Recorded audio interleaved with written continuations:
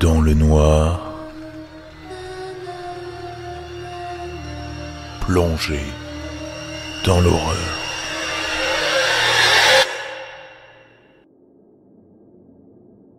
Bonjour à tous, bienvenue dans ce nouvel épisode, ce 4e épisode de témoignage, un programme qui vous propose de découvrir chaque semaine un récit réel lié au domaine de l'étrange et du paranormal, publié sur internet au cours de la semaine.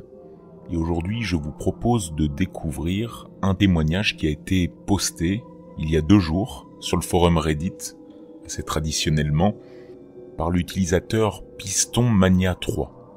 L'utilisateur nous raconte une histoire que seule sa petite amie, avec qui il est depuis 4 ans, connaît. Une histoire d'OVNI pour la première fois sur cette chaîne, que je vous propose de découvrir. Voici son histoire. C'est la première fois que je partage une expérience sur un forum en ligne qui m'est arrivé à moi-même ou à quelqu'un d'autre. Donc je suis désolé si quelques tournures sont imprécises ou que la mise en forme est pas correcte. Je vais changer les noms de toutes les personnes impliquées, mais les noms des lieux et des routes resteront factuels. Je n'ai jamais partagé cette histoire avec une autre personne que ma petite copine jusqu'à maintenant, parce que bien que je croie au paranormal et à tout ce qui se passe, dans une certaine limite, les aliens, les fantômes et certaines créatures légendaires, je suis pas le type de gars qui veut croire que toutes les histoires sont vraies ou j'ai pas envie que vous pensiez que j'ai perdu mon esprit. Ça s'est passé au début de l'été 2010.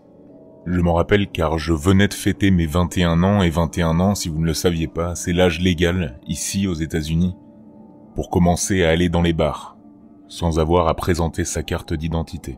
C'était un vendredi soir et j'étais en train de boire un verre dans un bar où mon cousin David était barman. C'était un petit bar de la ville qui, à part lorsqu'il y avait un petit groupe local ou quelques animations, était assez tranquille. Et je venais de sortir du travail. Je travaillais à McDonald's, dans une autre petite ville à moins de 16 km de la petite ville où j'habitais. J'en étais seulement à mon 2e verre de la soirée lorsque mon téléphone a sonné. Au bout du fil, il y avait un de mes amis d'enfance, James. Il appelait pour me demander si je voulais venir chez ses frères et les rejoindre pour une soirée de poker, de bière et de weed. Ça s'apparentait à une bonne soirée, et comme je n'avais littéralement qu'une gorgée dans mon 2e gin tonic, j'ai accepté de faire le trajet jusqu'à Tolède. La plupart des gens savent où se trouve Tolède, mais pour ceux qui ne le savent pas, c'est une ville du nord-ouest de l'Ohio, à environ 1 heure au sud de Détroit. C'était à environ 20 minutes en voiture de ma petite ville, et j'ai pensé que ce serait un super moment. J'ai fait un stop par la maison pour prendre de l'argent.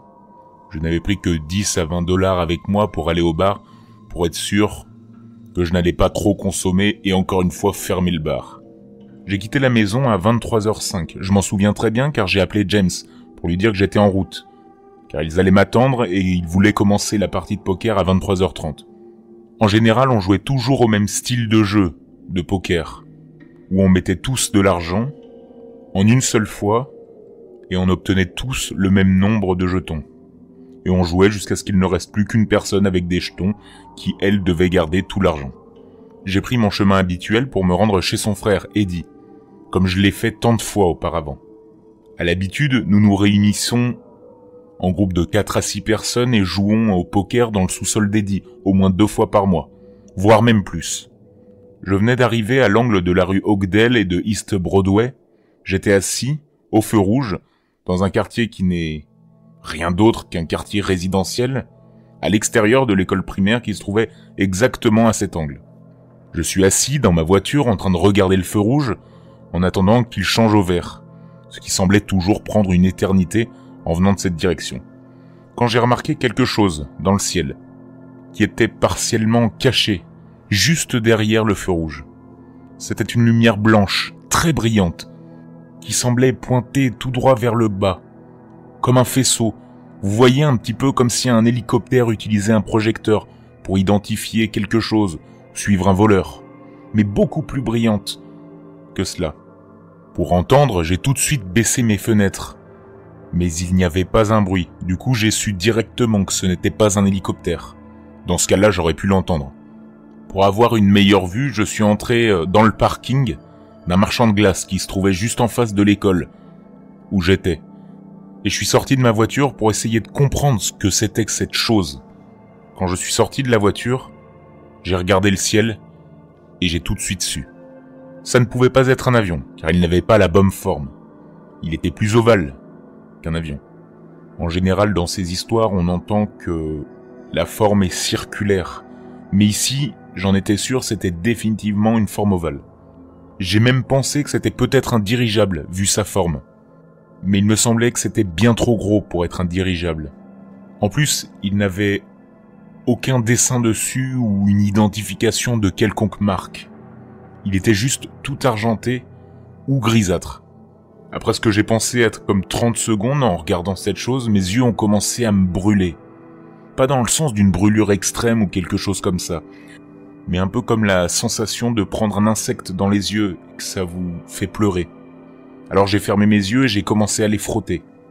Tout naturellement, en frottant mes yeux, je les ai fermés, ce qui fait que je voyais tout noir. Après avoir finalement réussi à retirer ce qui me gênait de mes yeux, j'ai essayé de les lever vers le ciel et de retrouver la chose. Mais la seule chose que j'ai vue, c'est qu'il avait disparu. J'ai regardé tout autour, mais je ne le voyais plus. C'était un quartier très peuplé, avec des maisons, des arbres. Tout cela était capable d'obscurcir la vue de ce que vous regardez dans le ciel. Après un peu moins d'une minute, j'ai décidé qu'il était temps d'aller jouer au poker pour ne pas être en retard.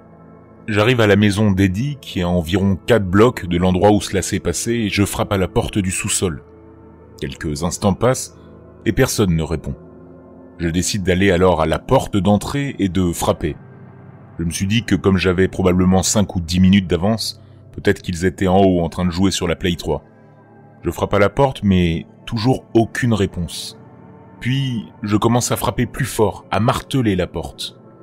Eddie répond enfin. Elle me dit « Mec, putain, pourquoi tu frappes si fort à ma porte et si tard ?» Je le regarde, complètement confus, et lui dis « Ton frère m'a dit de venir jouer aux cartes avec vous. » Il me regarde, fixement, pendant ce qui lui a semblé être une éternité, et finit par me répondre. « Ah oui, je sais qu'il l'a fait. Il t'a appelé il y a 5 ou 6 heures, mec. Il est 4h30 du matin. À quelle heure tu pensais qu'on allait jouer ?» Cela m'a beaucoup effrayé, car d'après mes souvenirs, il ne pouvait pas être plus tard que 23h25 ou 23h30. Au plus tard. J'ai essayé de la jouer cool et de dire « Ah merde, j'ai dû perdre la notion du temps.